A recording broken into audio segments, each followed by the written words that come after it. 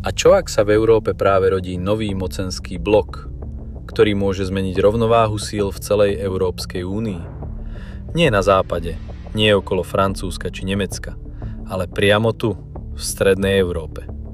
A podľa mňa si veľa ľudí vôbec neuvedomuje, čo by toto mohlo znamenať. Pretože nový maďarský premiér Peter Magyar údajne neprichádza len so zmenou vlády po Viktorovi Orbánovi. Zdá sa, že prichádza s oveľa väčším plánom. Plánom vytvoriť nový stredoeurópsky blok. A teraz pozor, nie iba Maďarsko, ale Rakúsko, Poľsko, Slovensko a Česko. A tu prichádza detail, ktorý mení celý príbeh. Jeho prvá zahraničná návšteva smeruje do Varšavy, potom do Viedne. Nie do Bruselu, nie do Paríža, nie do Berlína. To podľa mňa veľmi jasne ukazuje, kde vidí budúcnosť Maďarska a možno aj celej strednej Európy. Moje meno je Peter Ťurek a dnes sa pozrieme na to, prečo by sa práve stredná Európa mohla stať novou silou Európskej únie. A hlavne, čo tým môže získať Slovensko.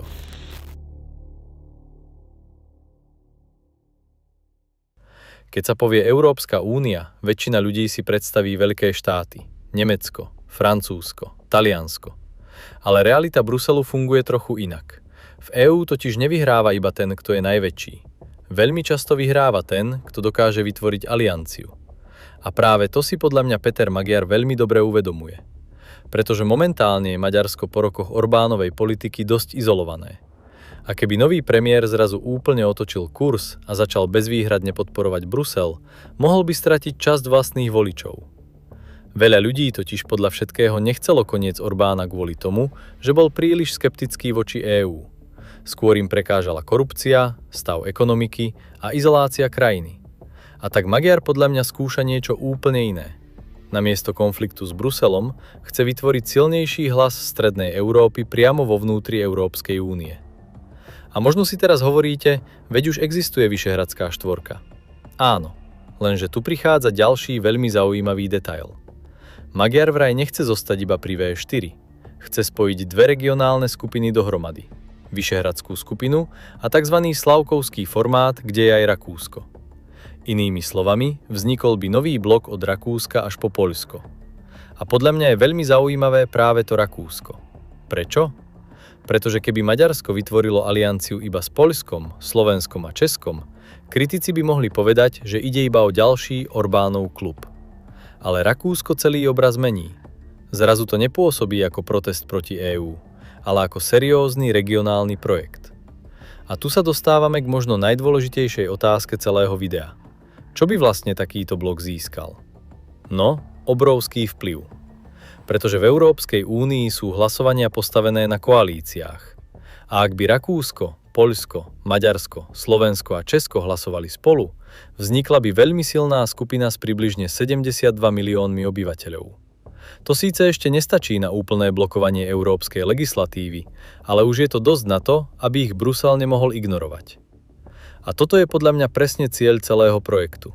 Nie rozbiť Európsku úniu, ale zvýšiť silu strednej Európy vo vnútri únie. A tu sa podľa mňa dostávame aj k Slovensku. Pretože Slovensko je dnes často v situácii, kde musí nasledovať rozhodnutia väčších krajín. Nemecka, Francúzska alebo širších európskych kompromisov. Lenže ak by vznikol silný stredoeurópsky blok, Slovensko by zrazu nebolo iba malou krajinou s 5 miliónmi obyvateľov. Bolo by súčasťou väčšieho regionálneho hlasu. A to môže znamenať väčší vplyv pri témach ako energetika, migrácia, infraštruktúra alebo pri rozdeľovaní európskych investícií. A úprimne, keď sa človek pozrie na infraštruktúru alebo energetiku, začína to dávať zmysel. Napríklad dnes stále neexistuje priame vysokorýchlostné železničné spojenie medzi Budapešťou a Varšavou. To je dosť šialené, keď si uvedomíme, ako blízko tieto regióny ekonomicky sú. Potom je tu energetika. Maďarsko chce podľa všetkého znížiť závislosť od ruského plynu a ropy. Lenže pre krajiny strednej Európy to nie je také jednoduché. A práve tu vstupuje do hry Rakúsko. Toto ma osobne dosť prekvapilo. Rakúsko patrí medzi najpokročilejšie krajiny Európy v obnoviteľnej energii. Ich hydroelektrárne fungujú prakticky ako obrovská batéria pre región. Keď nefúka vietor alebo nesvieti slnko, Rakúsko môže stabilizovať energetickú sieť okolitých krajín. A zrazu už celý tento projekt nezačína vyzerať iba politicky, ale aj ekonomicky a strategicky. No a potom prichádza téma migrácie. Téma, na ktorej sa Orbán najviac stretával s Bruselom. Lenže podľa všetkého je tu jeden zásadný rozdiel. Orbán bojoval sám. Maďar sa zrejme snaží povedať, prečo byť izolovaný outsider, keď podobný názor majú aj Rakúsko, Slovensko alebo Poľsko. A podľa mňa je toto veľmi dôležitý moment, pretože namiesto permanentného konfliktu môže vzniknúť koordinovaný tlak viacerých krajín naraz. Nie proti EÚ, ale v rámci EÚ. A teraz úprimne, možno najzaujímavejšia otázka. Môže sa práve stredná Európa stať novým mocenským centrom Európy? Pretože doteraz bola často vnímaná iba ako región medzi Nemeckom a Ruskom, niečo medzi východom a západom. Ale čo ak sa to mení? Čo ak práve krajiny ako Poľsko, Maďarsko, Slovensko, Česko a Rakúsko začínajú chápať, že ak budú postupovať spolu, môžu získať oveľa väčší vplyv? A podľa mňa je na tom celé najzaujímavejšie ešte jedna vec. Tento projekt nemusí automaticky oslabiť Európsku úniu. Práve naopak. Ak budú mať obyvatelia strednej Európy pocit, že ich región má väčší hlas, možno budú EÚ vnímať pozitívnejšie než doteraz. A to môže zmeniť veľmi veľa. Otázka však je, dokáže sa tento plán reálne pretaviť do reality? Dokážu sa tieto krajiny naozaj zjednotiť? Alebo sa ich záujmy opäť rozídu? To ukážu najbližšie mesiace. A teraz ma zaujíma váš názor. Myslíte si, že by silnejší blok strednej Európy pomohol Slovensku? Alebo by mohol vytvoriť ďalšie napätie v Európskej únii? Napíšte do komentára.